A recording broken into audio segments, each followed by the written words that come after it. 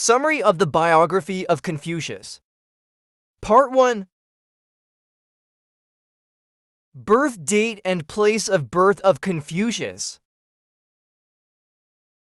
It is thought that Confucius was born on the 28th of September 551 BCE in Zhou. In modern Shandong province, the area was notionally controlled by the kings of Zhou, but effectively independent under the local lords of Lu, who ruled from the nearby city of Qufu. Although the facts about the life of Chinese philosopher Confucius are scanty, they do establish a precise time frame and historical context.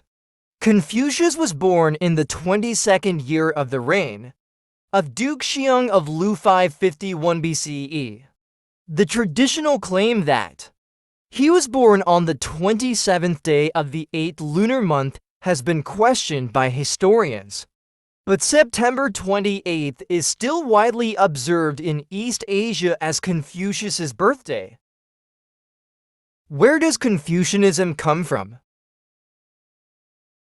Though Confucius is sometimes credited with founding Confucianism, he said that he was interpreting the philosophy of Zhao Gong, the Duke of Zhou, rather than creating new doctrine. Zhao Gong was said to have helped consolidate, expand, and refine the feudal ritual system. This system depended on blood ties, marriage alliances, and old covenants, as well as on newly negotiated contracts. How did Confucianism spread? Confucianism was not successfully spread by Confucius. Instead, the scholar Mencius, who was born more than a century after Confucius died, adapted his philosophy and preached in different states. At first, the Chinese people embraced Confucianism more readily than the ruling class did. But Confucianism was revived and popularized by the Han Dynasty from 206 BCE to 220. Life of Confucius. Confucius was born near the end of an era known in Chinese history as the Spring and Autumn period 770 to 481 BCE. His home was in Lu, a regional state of eastern China in what is now central and southwestern Shandong province. Like other regional states at the time, Lu was bound to the imperial court of the Zhou dynasty 1045 to 21 BCE through history, culture, family ties which stretched back to the dynasty's founding. When relatives of the Zhou rulers were enfeoffed as heads of the regional states and moral obligations, according to some reports, Confucius's early ancestors were the Kongs from the state of Song aristocratic family that produced several eminent counselors for the Song rulers. By the mid-7th century BCE, however, the family had lost political standing and most of its wealth, and some of the Kongs, Confucius's great-grandfather being one, had relocated to the state of Lu. The Kongs of Lu were common gentlemanship, with none of the hereditary entitlements their ancestors had once enjoyed in Song.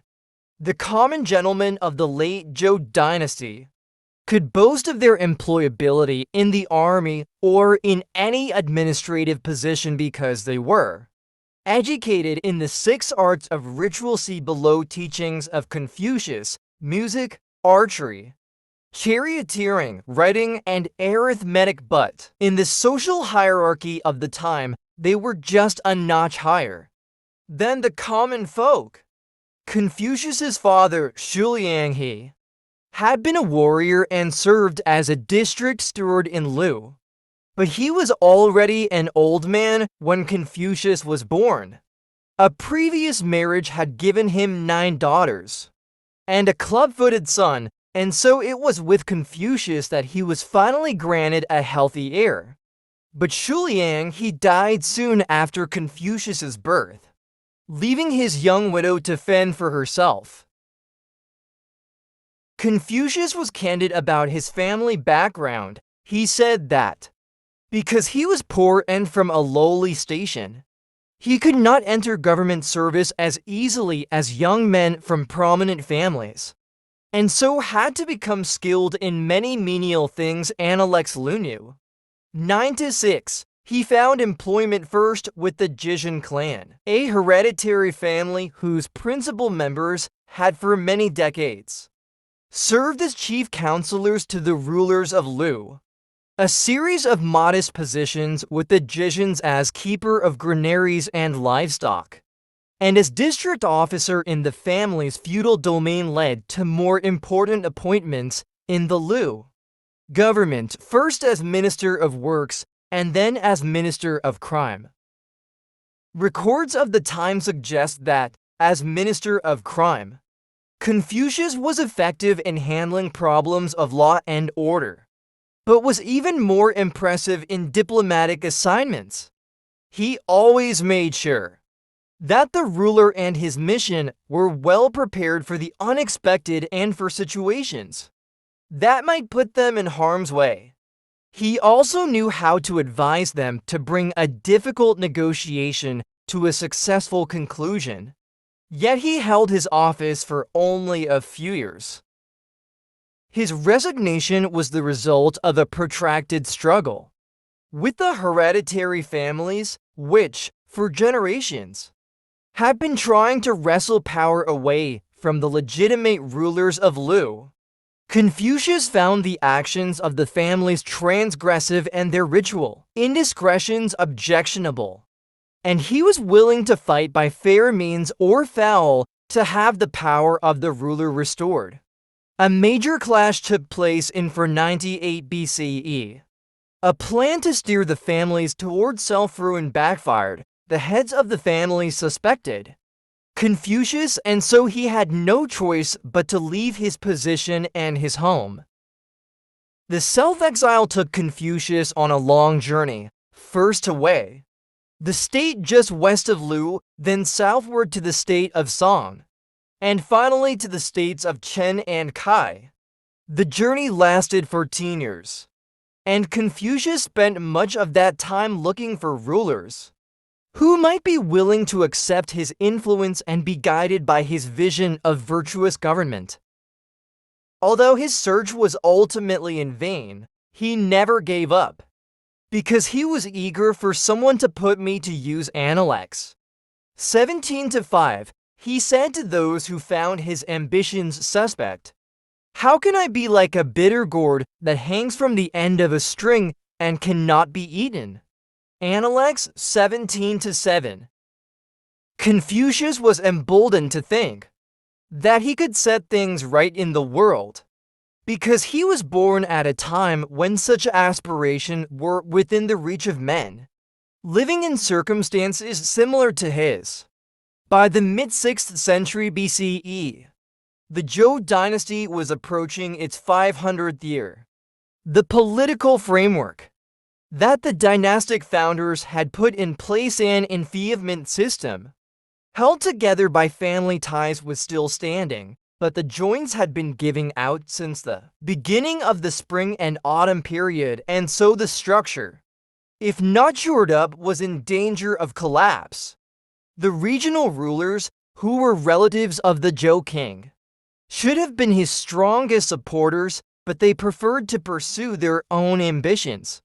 And the century before Confucius's birth, 2 or 3 of them simply acted on behalf of the king, and under their watch the empire managed to hold itself together and to keep enemies at bay. By Confucius's time, however, such leaders had disappeared.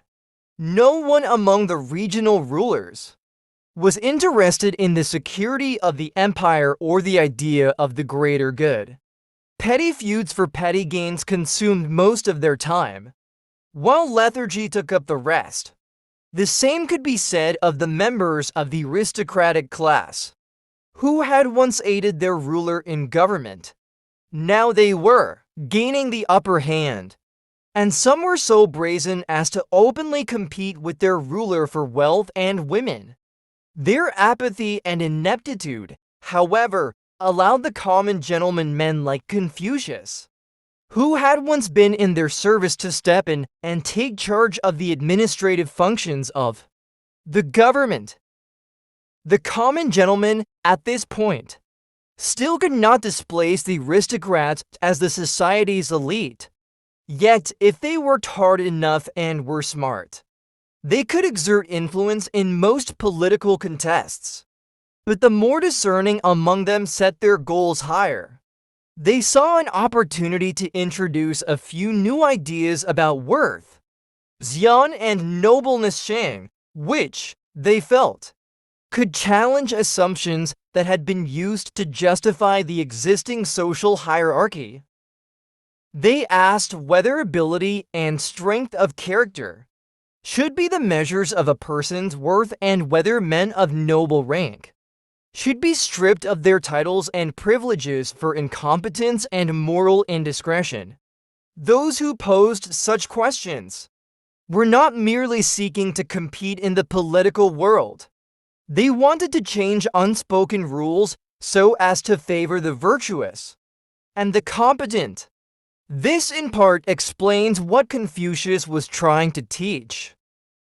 He believed that the moral resolve of a few could have a beneficial effect on the fate of the many, but integrity alone, in his view, would not be enough.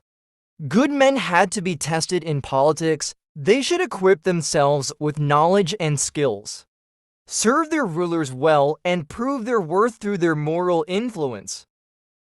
The man Confucius looked back to for inspiration and guidance was Zhao Gong, the Duke of Zhou, a brother of the founder of the Zhou dynasty, and the regent of the kings Yongsun Chengwang. Despite the temporal distance between them, Confucius believed that he and the Duke of Zhou wanted the same thing for the dynasty: social harmony and political stability grounded in trust, and mutual moral obligations with minimal resort to legal rules. But the Duke of Zhou was royalty and Confucius was a professional bureaucrat, which meant that he had limited political authority. And even the authority he possessed was transient, depending on whether he had a government job. Without an official position, Confucius also would not be entitled, for example, to host a feast, to assist a ruler in a sacrifice, or to take part in any of the occasions that were the living components of the political order that the Duke of Zhou had envisioned and Confucius strongly endorsed. Thus, Confucius was distressed when he was unemployed, anxious about not being of use to the world, and about not having material support. Men who knew him on his travels wondered whether his eagerness for a political position might have led him to overplay his hand, and whether he had compromised his principles by allowing disreputable men and women to act as his intermediaries. His critics included the 3 or 4 of his disciples, who accompanied him on his exile. Confucius's disciples were considerably younger than him. He did not actively recruit them when he was a counselor in Lu. He did not found any school or academy. Young men from a wide range of backgrounds, sons of aristocrats, children of common gentlemen, merchants, farmers, artisans, and even criminals and sons of criminals chose to attach themselves to him in order to learn from him skills that might get them started on a path toward an official career. In the process, they acquired a lot more, in particular, a gentleman's refinement and moral acuity, which in Confucius's mind were essential to a political profession. Confucius was the master Z to these followers, who called themselves his disciples or apprentices too. Among his earliest disciples, 3 stood out: Zigong, Zilu, and Yan Hui. Zigong had been a merchant before becoming Confucius's disciple. He was articulate and shrewd and quick on his feet. Confucius observed in him a resolve to improve his lot, and the promise of becoming a fine diplomat or a financial manager. He enjoyed Zigong's company, because Zigong was someone with whom he could share his thoughts about the world, and the people they knew and about poetry and ritual practices. Analects 11-3, 115, 11-19, 5-9. Zilu, unlike Zigong, was rough and unhewn, a rustic man. Confucius knew that Zilu would do anything to protect him from harm, wrestle a tiger with his bare hands, or follow him on the open sea in a bamboo raft. Yet Confucius felt simply being brave and loyal was hardly the way to be good, because without the advantage of thought and a love for learning, people would not be able to know whether their judgment had been misguided or whether their actions might lead them and others onto a perilous road. If not a violent and Analects 5-7, 7-11. Still, Confucius took Zilu in, for he was someone who did not feel ashamed standing next to a man wearing fox or badger fur, while himself dressed in a tattered gown padded with silk floss, and who was so reliable that by speaking from just one side of a dispute in a court of law he could bring a legal dispute to a conclusion.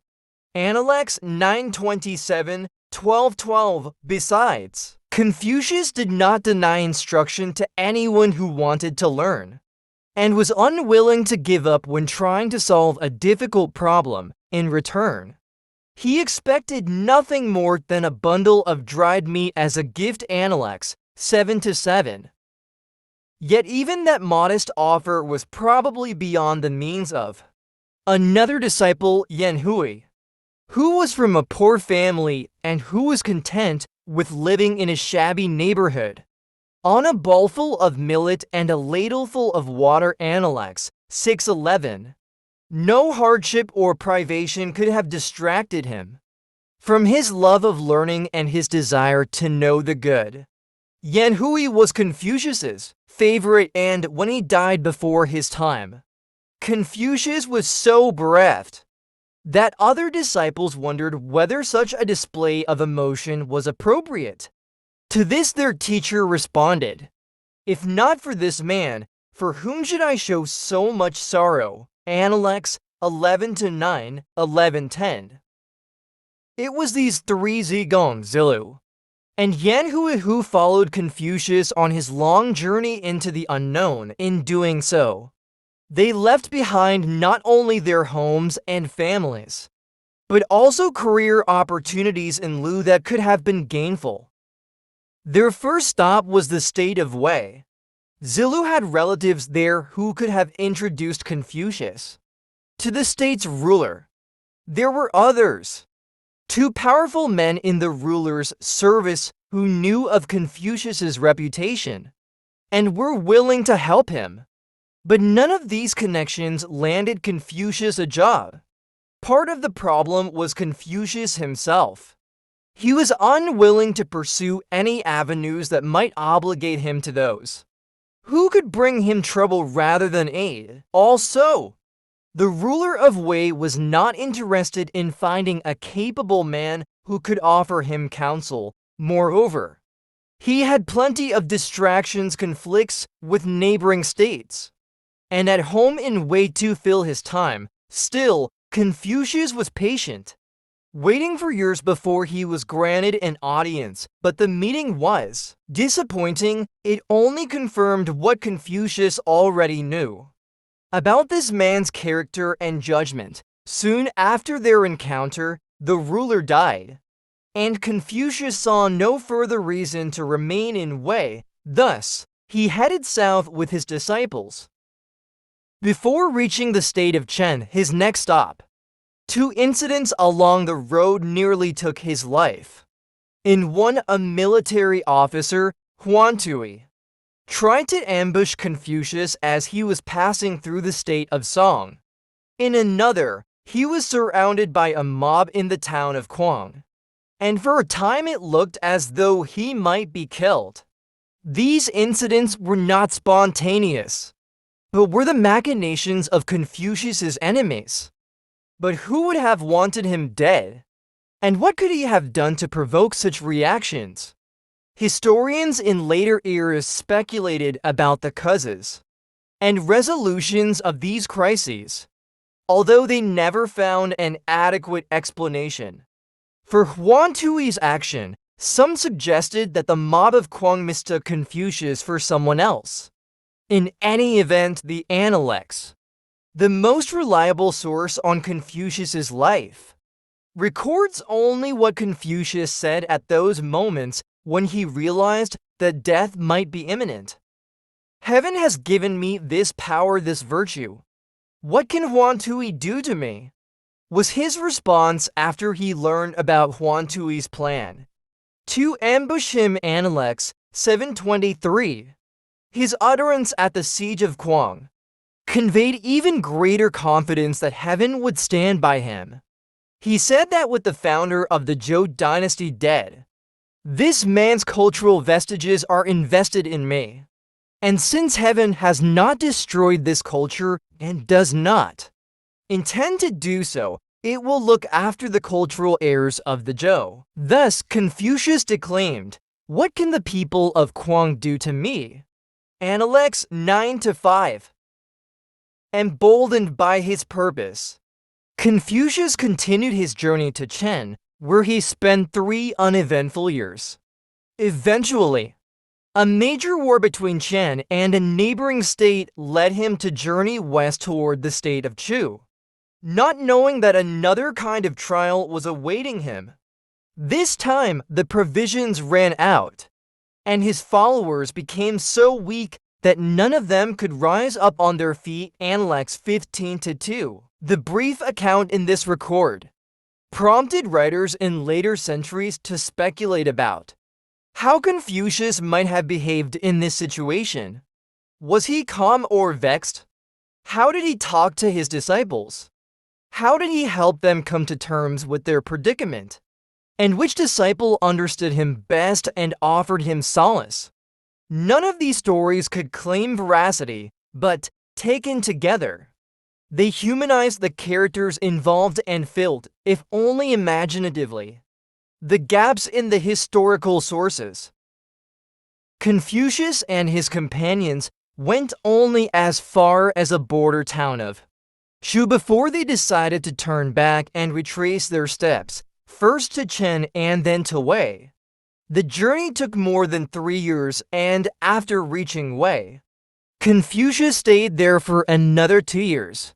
Meanwhile, 2 of his disciples, Zigong and Ran Qiu, decided to leave Confucius in Wei and accept employment in the government of Lu. At once, Zigong proved his talent in diplomacy, and Ran Qiu did the same in warfare. It was probably these 2 men who approached the ruler and the chief counselor of Lu, asking them to make a generous offer to Confucius to entice him back. Their plan worked. The Zhuozhuan Zuo Commentary, an early source on the history of this period, see below classic works, notes that in the 11th year of the reign of Duke I of Lu for 84 BCE, a summons from the Duke arrived along with a gift of a handsome sum. Thereupon, Confucius returned home.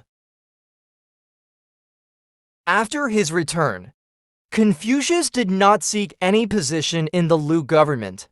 He did not have to. The present ruler and his counselors regarded him, the state's elder Guolao. They either approached him directly for advice or used his disciples as intermediaries.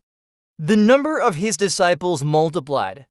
The success of Zigong and Ran Qiu must have enhanced his reputation as a person who could prepare young men for political careers. But those who were drawn to him for this reason often found themselves becoming interested in questions other than how to advance in the world. Analects 2:18. Some asked about the idea of virtue, about the moral requisites for serving in government, or about the meanings of phrases such as keen perception and clouded judgment. Analects 12-6. 12:10.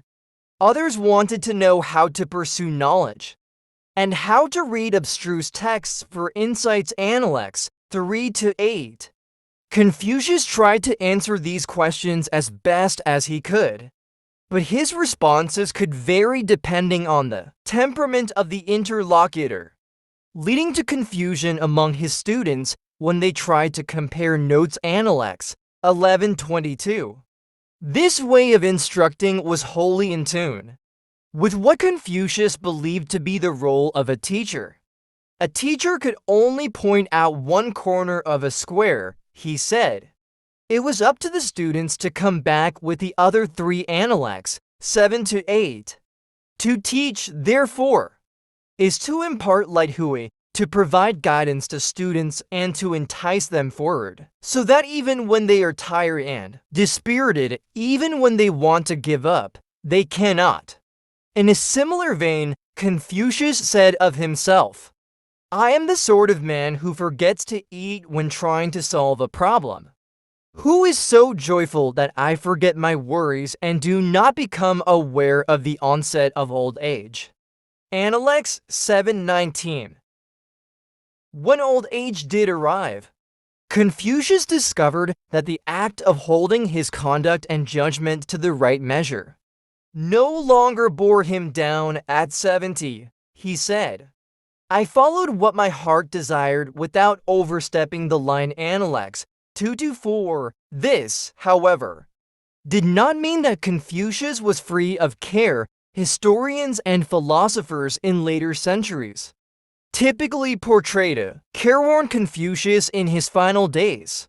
Yet he still rejoiced in life because life astonished him, and the will in all living things to carry on in spite of setbacks and afflictions inspired him. It was the pine and the cypress Confucius admired most, because they are the last to lose their needles. Analects 9:28. He died at the age of 73 on the 11th day of the 4th lunar month, in the year 479 B.